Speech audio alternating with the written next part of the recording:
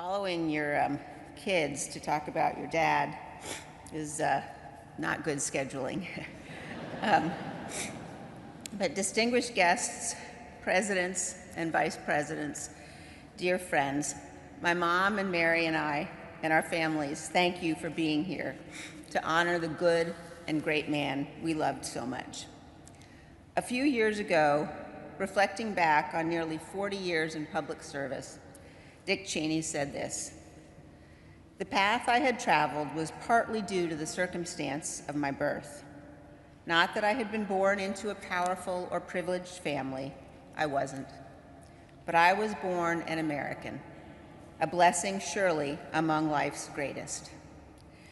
My dad thought deeply about what this blessing meant, about the duties it imposed. Shortly after he became Secretary of Defense in 1989, he described departing from the Pentagon.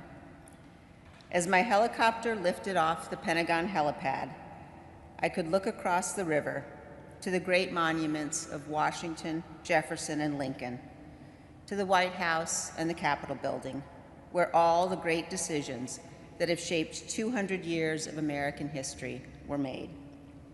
And I could look directly out on Arlington National Cemetery and remember what a terrible price thousands of brave Americans have paid so that all of us could enjoy the blessings of liberty." My dad's devotion to America was deep and substantive. He spent his life studying the history of our great republic. He knew you couldn't truly appreciate what it means to live in freedom if you didn't understand the sacrifices of the generations who came before. And he made sure that his children and grandchildren understood this too. When Mary and I were little, my dad would load up our station wagon on the weekends to take us to visit Civil War battlefields.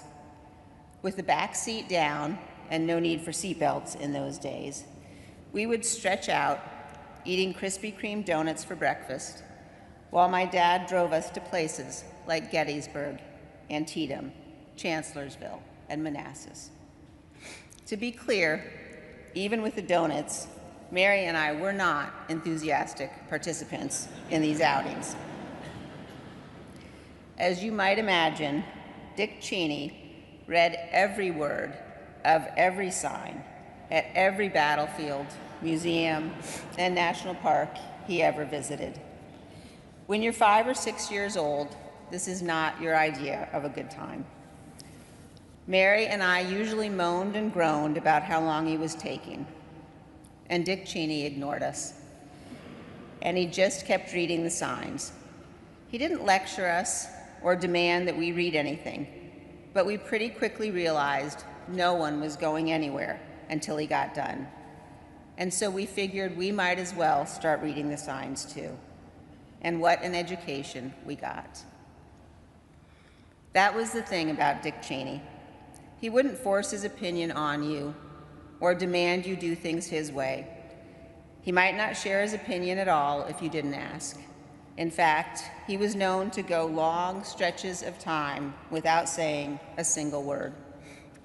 But if you watched closely, if you asked questions, if you listened when he did speak, you had the experience of seeing the world opening up in front of you, of looking at things in new ways, of benefiting from his clarity of thought, his ability to crystallize what was important and what wasn't.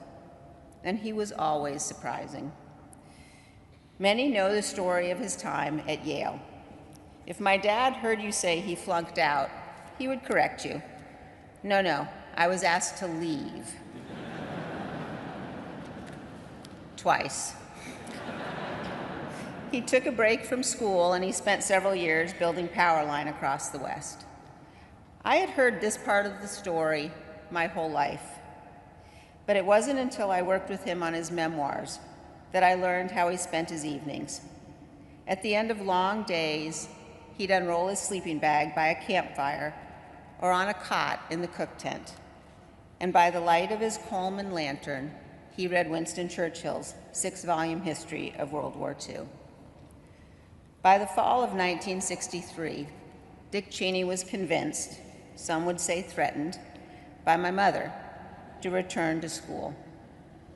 He'd been at the University of Wyoming just a few weeks when he climbed to a seat up near the rafters of the packed field house to hear President John F. Kennedy urge the students to dedicate their lives to the service of our nation. I think this is the moment my dad decided what direction his life should take. Though he was inspired to service by President Kennedy, Dick Cheney became a Republican. But he knew that bonds of party must always yield to the single bond we share as Americans. For him, a choice between defense of the Constitution and defense of your political party was no choice at all. When he was vice president, he wrote in this letter to all of his grandchildren, "As you grow, you will come to understand the sacrifices that each generation makes to preserve freedom and democracy for future generations. And you will assume the important responsibilities of citizens in our society. I ask of you as my grandchildren what I asked of my daughters, that you always strive in your lives to do what is right." In the last few years, God gave me one of the greatest blessings of my life, the gift of time with my dad. We spent hours sitting by the fire at his house or mine, watching football and old movies. We went to grandkids' games and matches, and we hit the road again, this time with me in the driver's seat. Now, let me be clear, he did not like my driving. And in his defense, I had wrecked far too many of his cars over the years for him to be happy with this arrangement. But we reached an accommodation of sorts. My dad agreed to let me drive if I agreed to let him choose the music. Johnny Cash, John Denver, and yes, even the Carpenters were the soundtrack of our road trips. We went to places he'd taken us 50 years ago, to Manassas and Antietam and Mount Vernon. My dad in his Stetson, the latest copy of The Economist, that day's newspapers, and a book always tucked into the door pocket. We drove for hours. We talked about life and family, history, and America.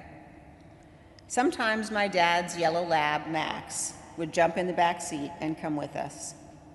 Max, like every dog we ever had, loved my dad the best. To be in my dad's company was to know safety and love and laughter and kindness. There's a picture taken several years ago of him in his cowboy hat and jeans, in a fleece jacket. He has his arm around one of his young grandsons, who's leaning into his warm embrace. Looking at that picture last week, my mom put it best when she said that's what he was to all of us. He was a giant to the end, a lion of a man who loved and served this great republic. The night before my dad died, the sky above my parents' house filled with clouds in the shape of winged angels. I had never seen anything like it. It seemed indeed that angels and archangels and all the company of heaven had come to watch over him. As my dad left this earth, his last words were to tell my mother he loved her. And now, all of us who loved him so dearly say to him, "Good night, sweet dad. May flights of angels sing thee to thy rest."